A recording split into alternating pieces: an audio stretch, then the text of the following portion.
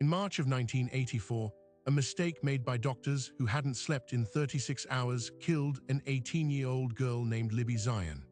40 years later, a single father named Daniel Brooks would find another exhausted young doctor asleep in the rain at a bus stop and discover that the system designed to save lives was now breaking the people sworn to protect them. Her name was Maya Collins. She was 27 years old, a second-year surgical resident, and on that rainy Tuesday night, she had just finished a 36-hour marathon shift, only to find she'd missed the last bus home. This is the hidden cost of a medical system that still runs on exhaustion, where the people we trust with our lives are often one missed paycheck, one brutal shift from a crisis of their own. And it begs the question we'll answer today. What happens when the caregiver becomes the one who needs saving? To understand how a brilliant young doctor ends up sleeping on a public bench, you need to understand the machine she was trapped inside. Maya Collins worked at Chicago's Lakeshore General, a massive Level 1 trauma center where the emergency room never closes and the pressure never relents. She was in her second year of surgical residency, which meant she was at the very bottom of a brutal hierarchy, working upwards of 80 hours a week for a salary that broke down to less than $18 an hour. The shift that broke her started on Monday morning at 6 a.m. 36 hours straight. That was the schedule. It was called a golden weekend if you got 2 days off in a row, but those were rare. The culture, inherited from decades past, was simple: you endured. You learned by immersion, by fatigue, by making decisions on patients when your own brain was swimming in fog. Studies would later show that doctors in this state make 36% more serious medical errors. Their odds of getting into a car crash on the way home jump by 130%. But in the moment, it was just the job. Meanwhile, across town, Daniel Brooks was building a different kind of life, one defined by small, careful rituals. He was 32, a forensic accountant who spent his days tracing hidden money and his nights being a single father to his 5-year-old daughter, Lily. His marriage had ended 18 months earlier, not with drama, but with a slow, quiet unraveling. Now his world was measured in custody schedules and Saturday morning pancakes at their favorite diner. Daniel's life was built on predictability. He picked Lily up from school at 3:15 p.m. every day he had her. They had dinner at 6. Bedtime stories started at 7:30. He was trying to build a fortress of routine for his daughter and in the process, for himself. The rainy Tuesday night this story hinges on was supposed to be unremarkable. Lily was with her mother. Daniel had worked late, stopped for groceries, and was driving home through the steady, chilly rain when he saw the shape on the bench. His headlights caught the blue of hospital scrubs first, a flash of color in the gray gloom. A person was curled up under the plexiglass roof of the bus stop, a thin jacket pulled tight. Daniel slowed his car. His first thought, trained by city life, was caution. His second thought, sparked by the sight of the scrubs, was the memory of his own mother, a nurse coming home so exhausted she'd sometimes fall asleep at the kitchen table. He pulled over 100 feet past the stop. He sat there for a full minute, windshield wipers beating a rhythm, arguing with himself. It wasn't his business. It could be a trap. He had a carton of melting ice cream in the trunk, but the image wouldn't leave him, the complete vulnerability of it. He grabbed his umbrella, got out, and walked back through the rain. Up close, he could see she was young. Her brown hair was damp and plastered to her cheek. She wasn't just resting, she was deeply, motionlessly asleep, her breathing slow and heavy. On the bench beside her was a lanyard with a hospital ID badge. He leaned closer, squinting in the orange streetlight. The photo showed a woman with alert, intelligent eyes. The name read Collins, Maya, MD, and the title beneath it, Resident Physician, Department of Surgery. A doctor, Daniel's protective instinct, always close to the surface since becoming a father, surged. This wasn't a stranger in trouble. This was someone who spent her days fixing trouble, now broken down by the roadside of her own life. He reached out, hesitated, then gently touched her shoulder. She didn't stir. He shook her a little more firmly. "Hey, hello." Her eyes fluttered open, clouded with a disorientation so profound it was like watching someone swim up from the bottom of a deep lake. She blinked at him, at the rain, at her own surroundings, trying to place where she was, and why a man with an umbrella was leaning over her. I'm sorry, she slurred, pushing herself upright with a visible wince. The movement was stiff, pained. I must have the bus. Her voice was thick with sleep and something else, defeat. The last bus to Oak Park left an hour ago, Daniel said, recalling the route number on the sign. Are you okay? She tried to stand, a clumsy movement that made her gasp and grab the back of the bench for support.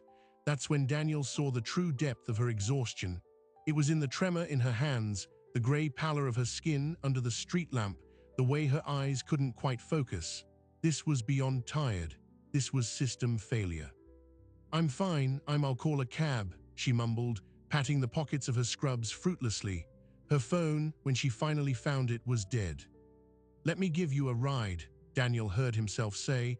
The offer was out before he could run it through his usual risk assessment filters. It's no trouble, I was heading home. She looked at him with a suspicion that was heartbreaking in its mundanity. The weariness of a long shift was one thing, the weariness of navigating a world that wasn't safe, especially for a woman alone at night, was another. She was weighing him, her medical mind likely assessing threat levels. My daughter's car seat is in the back, he added, a strange but calculated peace offering. I'm just a dad. Something in that detail, the mundane reality of a child's safety seat, seemed to bypass her defenses. The fight left her shoulders. She was too tired to be afraid anymore. Okay, she whispered, thank you. He helped her gather her single bag, a worn backpack stuffed with papers and a stethoscope, and guided her to his car, holding the umbrella over her. She moved slowly, each step deliberate. When she sank into the passenger seat, she was asleep again before he'd even closed her door. Daniel got behind the wheel, the interior light illuminating her slumped form. He looked at the hospital ID badge still in her lap. Dr. Maya Collins, he never met a surgeon before. In his mind, they were confident, sharp, commanding figures. This woman seemed hollowed out. He started the car and pulled into the wet street, the ice cream in his trunk forgotten. Following the directions she'd mumbled before falling asleep, he drove to an apartment building in a neighborhood that was once affordable but was now being rapidly gentrified. He shook her awake again. She stared at the building, then fumbled in her bag for keys. Her hands were shaking too badly to sort through them. Which one is it? Daniel asked, taking the key ring. The silver one, number 407. They went inside, the lobby dim and smelling of old carpet. The elevator was out of service. A handwritten sign was taped to the doors. Daniel looked at Maya, then at the stairs. She followed his gaze and let out a sound that was almost a laugh, devoid of any humor. Of course. I'll help you. It took them 10 minutes to climb 4 flights. She leaned on him heavily, her breath ragged by the second floor. Each step was a monument to her fatigue. When they finally reached her door, she got the key in the lock on the 3rd try. The apartment was dark. Daniel found a light switch. What he saw wasn't the home of a professional. It was the temporary quarters of someone in survival mode. A studio, a mattress on the floor without sheets, cardboard boxes stacked against one wall half unpacked, a single plate and cup in the sink. The most telling detail was on the small kitchen counter, a pile of unopened envelopes, most with medical insignias, one with the red stripe of an overdue notice. Maya walked to the mattress and sat down, her head in her hands. I was supposed to be moved in by now, she said to the floor. The lease started 2 weeks ago. I just haven't had time. Daniel stood awkwardly in the doorway, the reality of her situation settling over him. This wasn't just about one long shift. This was about a life stretched so thin it had snapped. He thought of the unwavering trust we place in people like her, to cut us open, to make life and death decisions at 3 a.m. We assume they live in a world of stability, of competence, that their own lives are as orderly as the operating rooms they command. But here was the truth, sitting on a bare mattress. The system that created Dr. Maya Collins, the skilled surgeon, was the same system that had reduced Maya Collins, the person, to this. When did you last eat? He asked, his voice soft. She thought for a moment. Lunch yesterday, a protein bar, I think.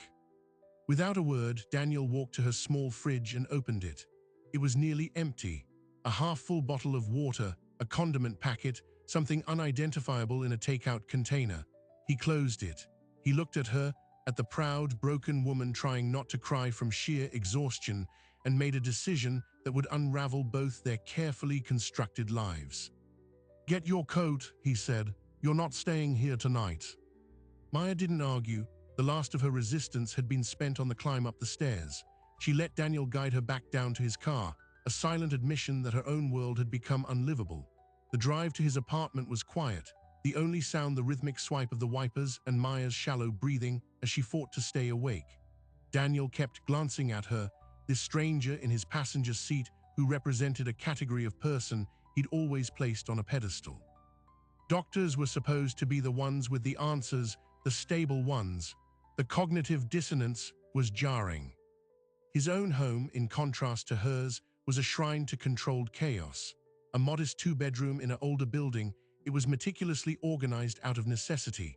Lily's artwork covered the refrigerator. Toys were neatly binomed in the living room. A stack of coloring books sat on the coffee table.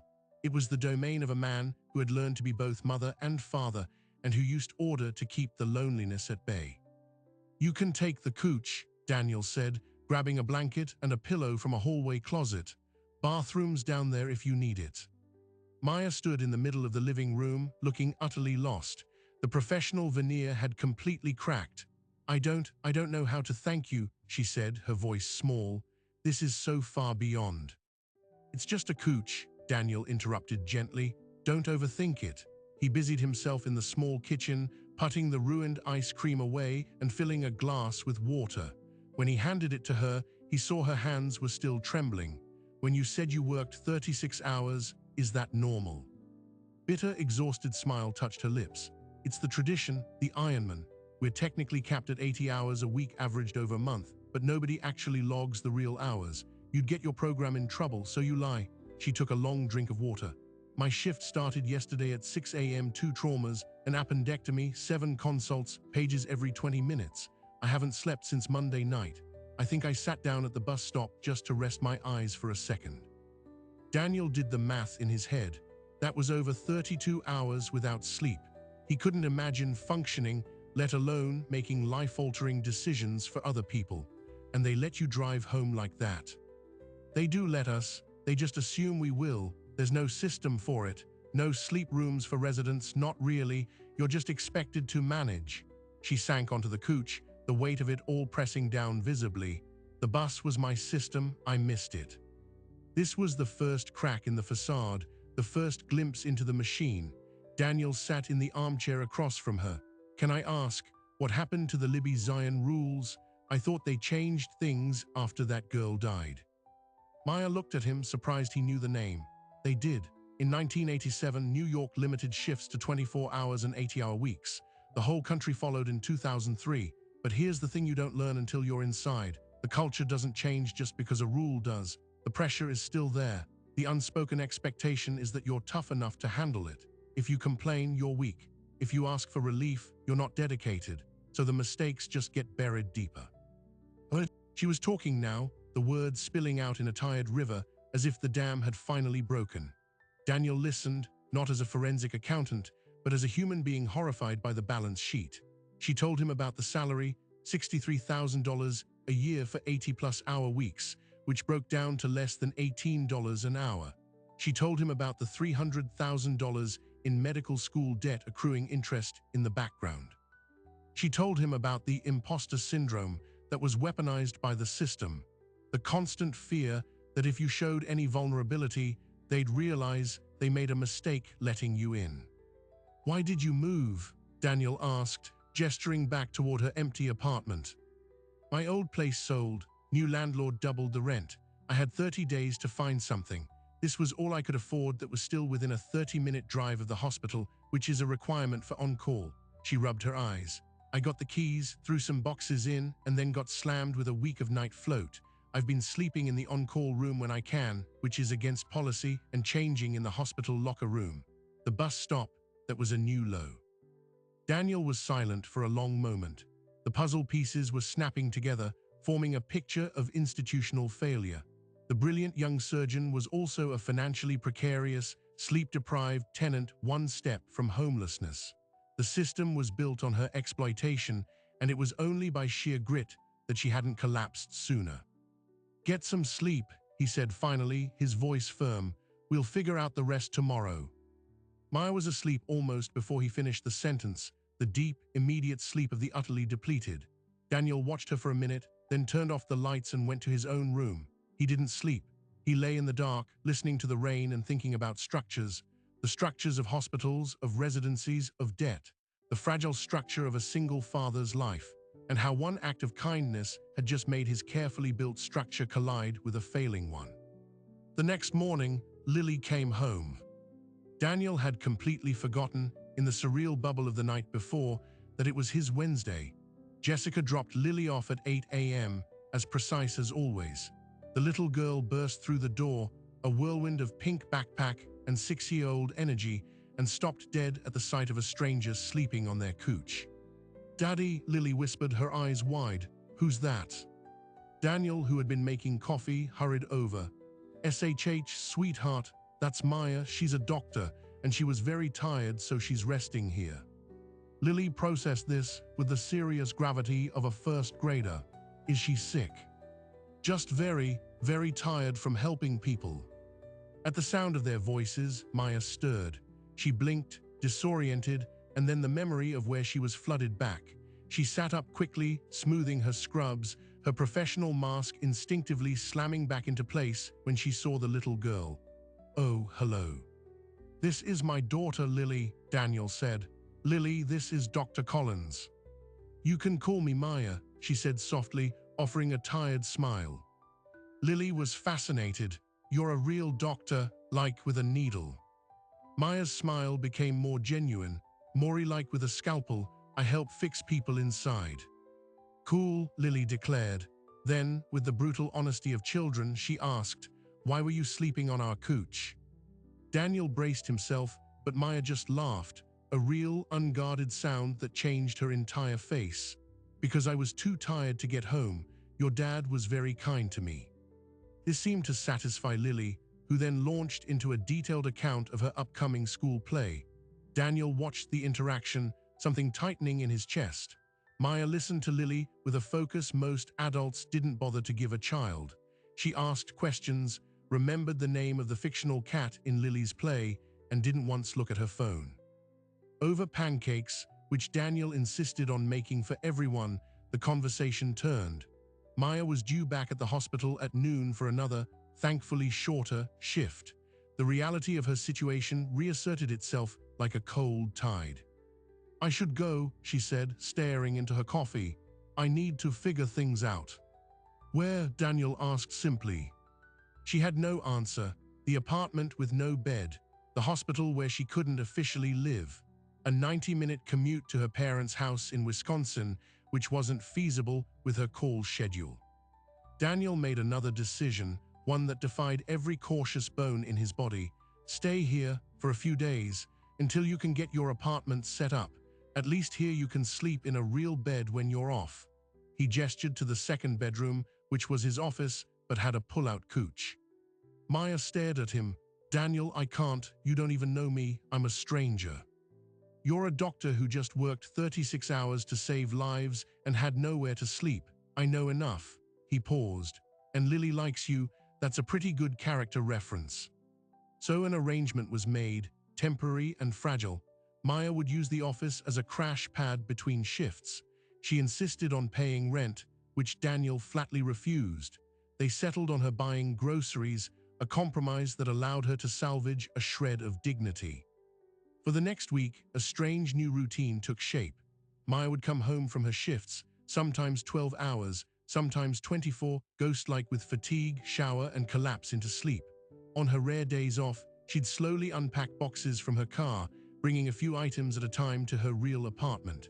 Daniel and Lily would go about their lives, but now with a quiet third presence in the periphery. Lily was enthralled. She'd leave drawings for Maya on the pull-out couch. She ask endless questions about bones and blood and how stitches worked. Maya, in her moments of wakefulness, answered them all with astonishing patience and clarity. Daniel, however, began to see the deeper cracks. He'd hear Maya wake from nightmares, sharp gasps in the middle of the night. He noticed she barely ate, picking at food like a bird. The financial stress was a constant hum in the background. He saw the pile of envelopes in her bag, saw her staring at her bank account on her phone with a look of sheer panic. The pivotal moment came 10 days after the bus stop. It was a Saturday morning. Maya had a rare 36 hours off. Daniel and Lily were making pancakes. Maya was at the small table, finally sorting through her mail. Daniel saw her open one particular letter, her face going ashen. "Maya," he asked. She didn't answer for a full minute. Then she let out a slow, shaky breath. "My student loan servicer, my payments were deferred during residency. They're restarting next month." She looked up, her eyes hollow. $900 a month. After taxes, rent and that, I'll have about $200 left for food, gas, everything else. The numbers hung in the sunny kitchen, ugly and absolute. Daniel's accountant mind immediately ran the calculations. It was impossible. No wonder her apartment was empty. No wonder she was surviving on protein bars. The system had her in a financial vice. Work impossible hours for poverty-level hourly wages, while the debt for the degree that trapped you there demanded payment. "There has to be assistance," Daniel said. "Housing stipends, something." Maya gave that bitter laugh again. "There's a housing stipend of $300 a month. It's a joke. It doesn't cover a parking spot in this city. Most residents have family help or a working spouse. I have this." She gestured to the letter. Later that day, while Lily was at a playdate, Daniel did what he did best. He researched. He dove into medical forums, resident advocacy groups, and financial aid databases. The picture that emerged was worse than he imagined. He read testimonials from residents sleeping in their cars. He found surveys where over half of surgical residents reported significant financial anxiety, with many skipping meals to make loan payments. He learned the term resident food insecurity was now a studied phenomenon in academic papers. The most shocking discovery was historical. He read about the Libby Zion case in detail, the 18-year-old girl who died in 1984 due to a medication error, the subsequent investigation that revealed the brutal, sleep-depriving schedules of the residents treating her, the reforms that were supposed to fix it. And then he found the recent studies, the ones showing that despite the rules, the culture of overwork had not changed. Burnout rates among doctors were now at 63%, the highest ever recorded. The system was consuming its own. Daniel felt a cold fury building. This wasn't just Maya's problem. This was a hidden epidemic. The very people society trusted to be our healers were being financially crippled and psychologically broken by the process of becoming one. That night he approached Maya. She was in the office, staring at a spreadsheet on her laptop, the glow illuminating her exhausted face. "I want to help you," he said, not asking. She shook her head. "Daniel, you've done too much already. This is my mess." "It's not a mess," he countered, his voice low and intense. "It's a design flaw. The system is designed to create doctors who are indebted, exhausted, and terrified of stepping out of line. It's not an accident, it's a business model." He took a breath. "I'm a forensic accountant. I find hidden money and hidden patterns for a living. Let me find the pattern here. Let me help you fight it." Maya looked at him, seeing not just kindness now, but a sharp, analytical anger that mirrored her own buried rage. For the first time, someone wasn't offering pity or a cooch. They were offering a strategy, a counterattack. "What would that even look like?" she whispered. "First," Daniel said, pulling up a chair, "we need to understand the exact flow of money. Your contract, your benefits, every fine print. Second, we need to find every form of financial relief, hardship deferment, or grant you qualify for that your program didn't tell you about. And third," he paused, the idea forming as he spoke it, "we need to find others. You can't be the only one at Lakeshore General in this position. There's strength in numbers." It was a shift from a personal rescue mission to something bigger, a systemic investigation. Maya, the brilliant diagnostician, recognized the logic in it. Her survival instinct, which had been focused on just getting through the next shift, now had a new target, the institution itself. "Okay," she said, a flicker of her old, determined self returning to her eyes. "Okay, let's do it." They started that night, Daniel with his laptop, Maya with her phone, cross-referencing hospital policy documents with state labor laws and financial aid databases. Lily's crayon drawings watched them from the wall, a stark contrast to the grim financial data unfolding on their screens. What they began to uncover in those first few hours was more than just Maya's personal financial trap. It was a blueprint of exploitation. They found clauses about mandatory voluntary overtime. They found that the meager housing stipend was taxed as income, reducing it further. They discovered a little-known hospital foundation fund for resident hardship that had never been advertised to Maya's class. And then, at 2:17 in the morning, Maya found it.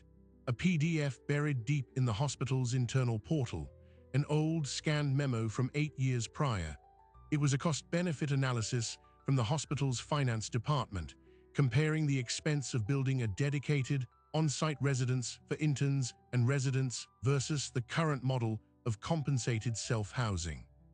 The conclusion of the memo, stated in cold corporate language, made Daniel's blood run cold. It read, "While providing housing would incur upfront capital cost, the long-term benefit of a more rested resident population is not quantifiable in immediate fiscal terms. The current model, which externalizes housing cost and risk to the trainee, maintains optimal financial flexibility for the institution." Maya read the line aloud, her voice flat. "Externalizes housing cost and risk to the trainee." She looked at Daniel. They knew, they did the math. They decided it was cheaper for us to be homeless than for them to build a place for us to sleep. In that moment, the personal crisis crystallized into something else entirely. This wasn't an oversight. It was a calculation. And Daniel Brooks, the single father who just wanted to help one tired doctor, now had in his hands the first piece of evidence that he wasn't just up against a broken system. He was up against a machine that had been designed to break her. Armed with that single memo, Daniel and Maya's quiet investigation became something else entirely. They weren't just solving her problem anymore. They were mapping a fault line in the entire medical training system. The phrase, "externalizes housing cost and risk to the trainee," became their guiding principle. If the hospital had consciously made this calculation 8 years ago, what other calculations were they making now? Daniel's forensic mind shifted into high gear. He created a secure, encrypted database. Maya, cautiously at first, began to talk to her peers, not as a complaint, but as a clinical inquiry. "Hey, just curious, how are you managing the rent near the hospital?" The answers, whispered in on-call rooms and hospital cafeterias, were a chorus of quiet desperation.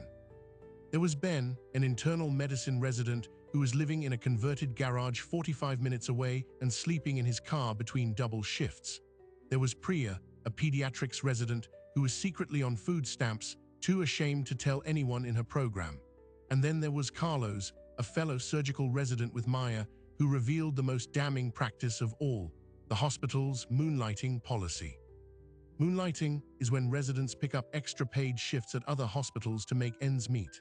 It's officially discouraged because it compounds fatigue, but it's often silently tolerated because it keeps residents financially afloat without the hospital having to raise wages. Carlos showed Maya his schedule, his 80-hour-a-week commitment at Lakeshore, plus another 20 hours a week, driving to a rural clinic 2 towns over. He was working 100 hours a week, and he was far from alone. "They know," Carlos told Maya, exhaustion etching his young face. "My program director told me to be careful, but never said to stop, because if they officially banned it, they'd have to answer why we need to do it." Daniel cross-referenced this with the hospital's own public statements about resident wellness and patient safety. The hypocrisy was staggering. The institution was publicly committed to reducing fatigue-related errors while privately relying on a financial model that forced its doctors into dangerous levels of exhaustion just to pay rent. They decided to gather data systematically. Maya and Daniel created an anonymous survey. They kept it simple: housing costs as a percentage of income, hours of moonlighting, instances of resident food insecurity, skipping meals to save money. They distributed it through trusted contacts in a few residency programs. The response was overwhelming and terrifying. Within 72 hours, they had over 100 responses from Lakeshore General alone. The data painted a brutal picture. 68% of respondents spent more than 45% of their take-home pay on rent. 40% had worked a shift after less than 4 hours of sleep in the past month. 15% admitted to having no stable housing, couch surfing, or sleeping in hospital call rooms regularly. But one response stopped them cold. It was from an anonymous surgical intern. The answer to the question, "Have you ever made a clinical decision while feeling financially panicked about your personal survival?" was a simple yes. The comment field below was where the story unfolded. The intern described a night on trauma call, distracted by an eviction notice received that afternoon, hesitating for a critical second during a resuscitation. The patient, a young man with a penetrating chest wound, had crashed. They got him back, but the intern wrote, "I will always wonder if my delay, because I was thinking about where I would sleep next week, cost him brain function. We are not okay. We are breaking, and we are holding your lives in our hands while we do." Maya read it and had to leave the room. She stood in Daniel's kitchen, gripping the counter, taking deep, ragged breaths. This was no longer about memos or housing stipends. This was about the direct line between exploited labor and patient harm. The Libby Zion case was repeating itself, not in one catastrophic error, but in 1,000 daily moments of compromised care. Daniel knew they had crossed a threshold. They were no longer just observers, they were holding evidence of a potential public safety crisis. The ethical weight was immense, but before they could decide what to do with the data, the system pushed back. It started subtly. Maya was pulled aside by her program director, Dr. Evans. He was a legend in the department, a brilliant surgeon known for his old-school, tough-love approach. "Collins," he said, closing his office door, "I'm hearing whispers that you're conducting some kind of survey, asking about housing, finances." He leaned on his desk, his gaze paternal but sharp. "This is a path of distraction. Your focus needs to be on surgery, on your patients. This kind of agitation, it's noticed. It can affect your evaluations, your letters of recommendation. The career you're building is fragile, Maya. Don't make it more fragile." It was a threat, velvet-gloved but unmistakable. "Step back, or your future vanishes." Maya left the office feeling cold. The machine had flexed, reminding her of her place. She told Daniel that night, her voice shaky with anger and fear. "This is what they do," she said. "They make the problem about you. You're agitated. You're distracted. Not that there's a problem to be agitated about." Daniel's own risk-averse nature warred with his growing outrage. "Maybe we slow down, be more careful." But then 2 days later, the second shoe dropped. Daniel received a call at his own office. His supervisor, a normally easygoing man, sounded uncomfortable. "Daniel, a representative from Lakeshore General's legal department called, just making courtesy inquiries about an employee. They mentioned you'd been involved in a personal situation with a resident. They were very vague, but the implication was clear. They're looking into you." It was a brilliant, chilling move. They weren't just threatening Maya's medical career, they were threatening Daniel's livelihood, his ability to provide for Lily. They were isolating them, trying to scare them into silence. That night, the atmosphere in the apartment was tense. Lily, sensing the stress, was clingy and quiet. After putting her to bed, Daniel and Maya faced each other in the living room, the anonymous survey data glowing on Daniel's laptop between them. "We have to stop," Daniel said, the words tasting like ash. "I can't risk Lily. I'm sorry, Maya." Maya nodded, tears of frustration in her eyes. "I know, I understand." The fight seemed to drain out of her. The machine was too big. But as Daniel went to close the laptop, his email pinged. A new response to their survey. It was from a former Lakeshore resident who had graduated 2 years prior, now practicing in another state. The subject line read, "You're asking the right questions. Look at the insurance billing codes." Daniel opened it. The email was long and detailed. The former resident explained how the hospital's financial model wasn't just about saving on housing. It was about maximizing revenue. Residents, as cheap labor, saw a high volume of patients. Every patient interaction, every procedure they assisted with or performed under supervision was billed to insurance at the full attending physician rate. The hospital collected that money while paying the resident a fraction. But the real revelation was in the codes. The former resident alleged that the pressure to keep resident clinics and surgical schedules completely full, a pressure that contributed to the brutal pace, was directly tied to the hospital's bond covenants and its commitments to investors. There were minimum revenue targets for teaching services, targets that were only met by working residents to the absolute legal limit and beyond. They aren't just saving money on our housing, the email concluded. They are building wealth on our backs and on the backs of our patients. The sleep deprivation, the financial stress, it's not a bug in the system, it's a feature of the business model.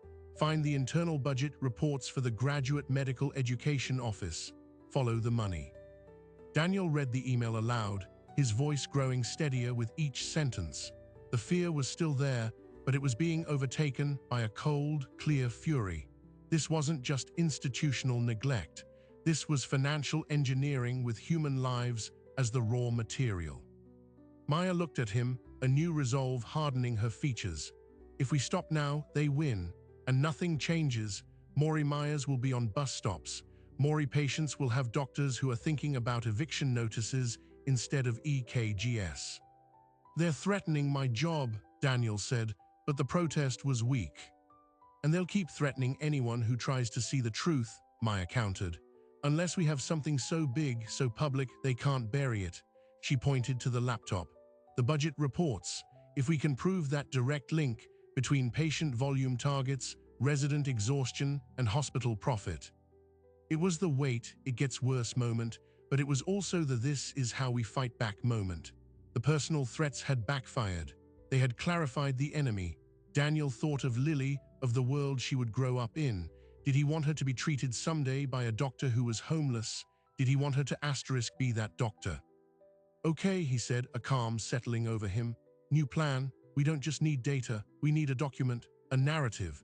We connect the dots from the 1984 Libby Zion case to that memo, to this survey data, to the billing codes and bond covenants. We lay out the entire machine. He met Maya's eyes.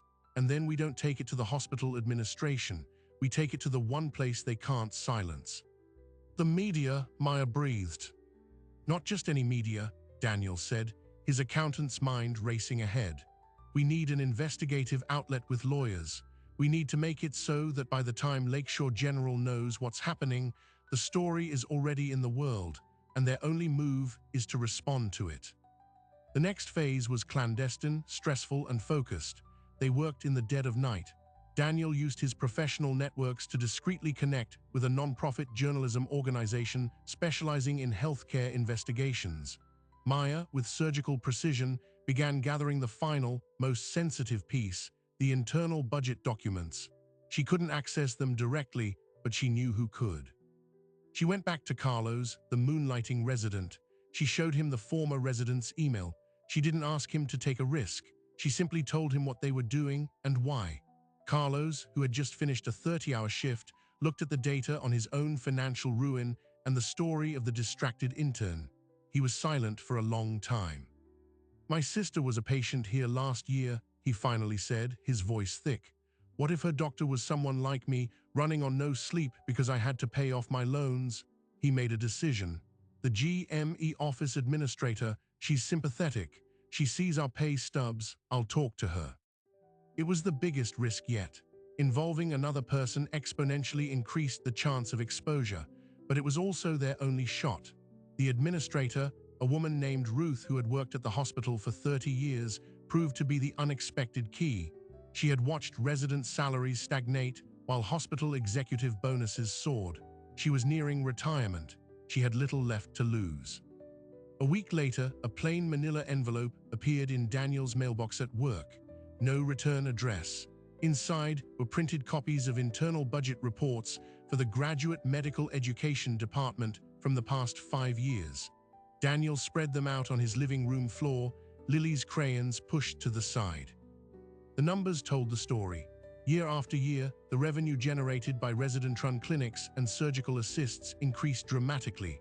Year after year, the line item for resident compensation and benefits remained virtually flat, a shrinking fraction of that revenue. And there, in the footnotes of the most recent report, was the connection, a reference to meeting volume benchmarks tied to the hospital's debt service requirements. Daniel and Maya had it, the smoking gun, a paper trail connecting financial pressure to clinical volume pressure to exhausted, financially desperate residents to potential patient risk. It was all there in cold, corporate spreadsheet language. They compiled everything: the memo, the survey data with anonymized stories, the budget reports, the analysis linking it all back to the historical lessons of Libby Zion that had gone unlearned. They wrote a clear, devastating summary. Then, through encrypted channels, they sent the entire package to the investigative journalists. The wait that followed was agony. Every day, Maya went to work under the watchful eye of Dr. Evans, pretending nothing was wrong. Every day, Daniel expected another call from his boss or a knock on the door from hospital lawyers. Lily's simple joy became their anchor, a reminder of what they were trying to protect. Then 3 weeks later, Daniel got the email.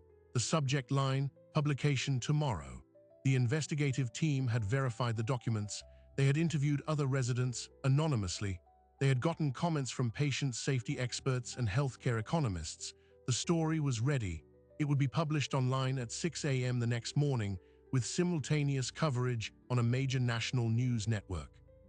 That night, Daniel and Maya sat on the couch, not speaking, waiting for the sun to rise. They had set something in motion that they could no longer control. They had transformed Maya's personal crisis from a bus stop bench into a direct challenge to a billion-dollar institution. They had turned Daniel's act of kindness into an act of war. And as the first gray light touched the windows, they both knew one thing for certain. Whatever happened next, the machine was about to feel the first tremors of a quake they had started, and their lives, and the lives of every resident at Lakeshore General, would never be the same again. At 6:01 a.m., the story went live. The headline was a clinical gut punch: the human cost, how hospital profits are built on exhausted, hungry residents. It named Lakeshore General. It featured the anonymous survey data, the stories of the intern haunted by distraction and the resident living in his car. And it laid out, in devastating detail, the financial trail Daniel had uncovered, complete with excerpts from the externalizer's risk memo and the revenue versus compensation charts from the budget reports. Effect was instantaneous and volcanic. By 6:30, Maya's phone started buzzing with texts from colleagues. "Is this you? Holy shit. They're talking about it on Morning Report." By 7, the national news affiliate had picked it up, leading their broadcast with the story. By 8, as Maya walked into the hospital for her scheduled shift, the atmosphere was electric with a strange, tense energy. Residents avoided eye contact. Attendings stared. The invisible wall of silence had been shattered. She was summoned to the chief of surgery's office before she could even change into scrubs. Dr. Evans was there, along with the hospital's chief medical officer and a grim-faced woman from legal. The meeting was nothing like the previous veiled threat. This was damage control. Dr. Collins, the chief medical officer, began, her tone artificially calm. "We've seen this article. There are concerning allegations. We take the well-being of our trainees very seriously." Maya, fueled by a year of pent-up exhaustion and the righteousness of their data, didn't back down. "The data speaks for itself, ma'am. 68% housing cost burden, 40% working with critical sleep deprivation. These aren't allegations, they're survey results from your employees." Dr. Evans looked like he'd aged 10 years overnight. The old-school toughness had evaporated, replaced by a weary realization that the world he helped build was now being scrutinized under a microscope he couldn't control. The hospital's response was swift and calculated. That afternoon, they issued a public statement. They were deeply concerned by the reports, would be launching an independent internal review, and were immediately forming a task force on resident wellness and housing security. It was classic institutional crisis management. Admit nothing, promise everything, try to control the narrative. But they had underestimated the momentum. The story wasn't just about one hospital, it was a template. Within days, similar investigations began popping up at other major teaching hospitals across the country. Residents, emboldened by the Lakeshore story, began speaking out. The phrase "resident food insecurity" entered the mainstream media lexicon. State legislators, smelling both a human interest story and a potential patient safety issue, announced hearings. The pressure on Lakeshore General became immense. Their biggest fear, regulatory attention, was now a reality. The anonymous survey response from the distracted intern became the centerpiece of a state Senate subcommittee hearing on medical training. A senator read the entire response into the public record. "We are breaking, and we are holding your lives in our hands while we do." The line was replayed on news channels for a week. Behind the scenes, the calculus changed. The financial risk of bad publicity and potential new regulations now outweighed the financial benefit of exploiting residents. 4 weeks after the story broke, the hospital announced a sweeping new program. It included an immediate 20% increase in resident housing stipends, the creation of a needs-based emergency fund for residents, and most significantly, a commitment to convert an underutilized administrative building into subsidized, on-campus housing for interns and residents. It was a victory, a tangible, multi-million-dollar concession forced from a billion-dollar institution. For Maya and her colleagues, it meant the difference between survival and collapse. But victories in real life are never clean. The personal cost came due. Daniel's courtesy inquiry from the hospital's legal department turned into a formal complaint to his firm, alleging unprofessional conduct and interference with hospital operations. His firm, wary of the bad press and the powerful hospital as a client, asked Daniel to take a paid leave of absence while they reviewed the situation. He was effectively suspended. The fear that had almost made him quit weeks earlier was now reality. For a single father, even paid leave felt like standing on a trapdoor. Maya was devastated, consumed by guilt. "I did this to you," she said the night he told her. "No," Daniel corrected, his voice firm. "We did this to them, and I'd do it again." His certainty was the anchor she needed.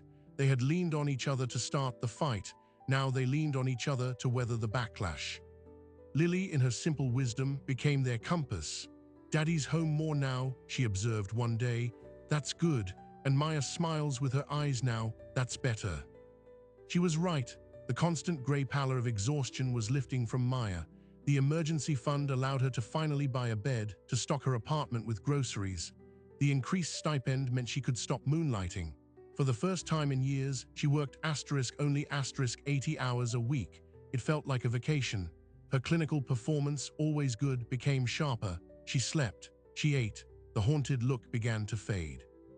Daniel, during his forced leave, found a new purpose. He was approached by a national advocacy group for medical trainees. They wanted him to consult, to teach other residents and their allies how to follow the money, how to build the kind of data-driven case he and Maya had built. His forensic skills, once used to track corporate fraud, now had a mission that felt profoundly human. He took the job. 6 months after the story broke, the on-campus housing complex, named the Zion Residence in a careful piece of institutional rebranding, opened its doors. Maya didn't move in. She was finally settled in her own place, but she attended the opening ceremony. She watched as first-year interns, wide-eyed and nervous, collected keys to safe, affordable rooms just a 5-minute walk from the hospital. She saw the relief on their parents' faces. It was a loop closed, a direct line from her moment of absolute failure on a rainy bench to this moment of security for others. Her relationship with Daniel had quietly, steadily evolved through the chaos. What began as a rescue mission, then a partnership in rebellion, had deepened into something unshakable. They had seen each other at their most vulnerable, their most afraid, and their most fierce. One evening, as they washed dishes in Daniel's kitchen, Lily asleep down the hall, Maya simply said, "I don't want to go back to my apartment tonight." Daniel looked at her, understanding the weight of the question within the statement. "You don't have to," he said. "You can stay, as long as you want." She did stay, not just that night, but most nights. Her apartment became a formality. Daniel's home became their home. Lily started drawing family pictures with 3 people in them.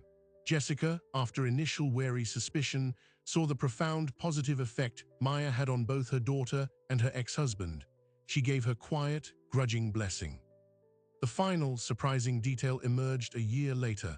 It came from Ruth, the GME administrator who had leaked the budget reports. She invited Maya and Daniel for coffee, now retired and free from institutional loyalty. She handed Daniel a single sheet of paper. "After the story," Ruth said, "during the internal audit, they found this. It was in a sealed annex to the old financial reports. I thought you should see it. It was another cost-benefit analysis, dated just 2 years after the original externalizes risk memo. This one examined the potential cost of a single major medical error caused by resident fatigue, legal fees, settlement, reputational damage. The analysis concluded that the potential financial liability from such an error was greater than the 10-year cost of building the resident housing they had just rejected. The recommendation line read, "Proceed with housing project from a risk management perspective." The hospital had ignored it. They had chosen to gamble with patient safety and resident welfare, believing the costs of failure would never come due. Daniel looked at the document, then at Maya. This was the ultimate proof of their thesis. It wasn't just greed, it was a catastrophic failure of imagination. The institution couldn't envision the human toll, only the balance sheet, and even then, they'd miscalculated. The story they had broken was bigger than they knew. Today, Maya Collins is a fourth-year chief surgical resident. She is well-rested, well-fed, and debt-conscious, but not desperate. She is a mentor to new interns, and she tells them openly about the bus stop, the investigation, and the importance of their own well-being. The culture at Lakeshore General is changing slowly because she and others like her are now helping to shape it.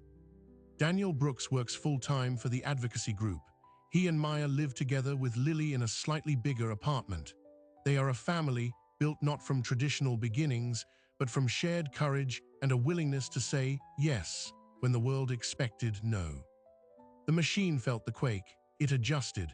It didn't break, but it was forced to make room for humanity. The story of a single dad and an exhausted doctor did more than save one life. It helped change the calculus for thousands. It proved that sometimes the most powerful surgery isn't performed with a scalpel in an operating room, but with truth in the light of day.